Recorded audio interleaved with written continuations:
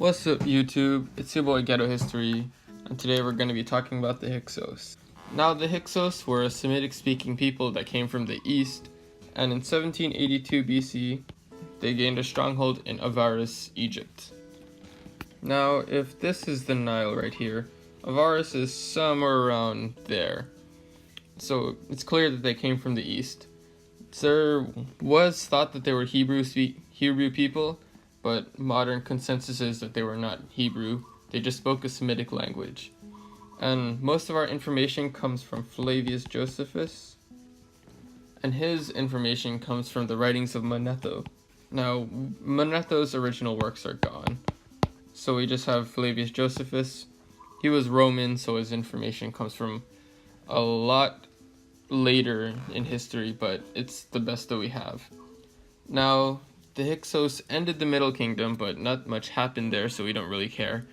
And they didn't take over all of Egypt as suspected, and the town of Zois, which is somewhere down there in Upper Egypt, remained independent, and it had a kingdom and it traded with the Hyksos.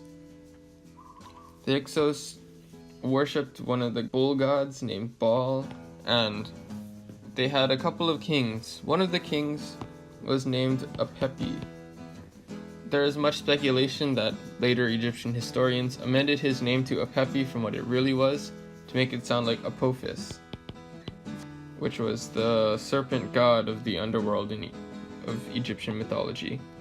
So Apepi was he fired a lot of shots. He sent a message to Thebes, which is somewhere down here in the Upper Kingdom, and this happened around 1580 BC. His message was sent to Sekenra-Ptah, also known as Tau.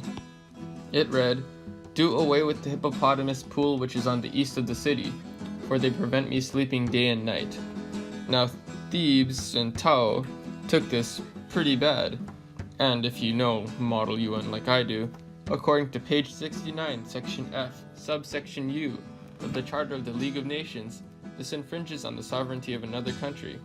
So, what do? Thebes marched on the Hyksos kingdom. But Tau was killed. So his son Kamos took over the throne of Thebes. Kamos claims that he destroyed the capital of Avaris, but probably he did not, because his son Amos, who is basically universally accepted as having ended the Hyksos rule in Egypt, destroyed Avaris. And we believe that. And the Hyksos fled to Sharuhen, which is somewhere here in Gaza. And after that, we don't really know what happened to them. Amos kicked them out after about 6 years of sieging, and they're lost to the dust of history. Now, the Hyksos brought about some pretty big innovations to Egypt. They brought about the compound bow, the chariot,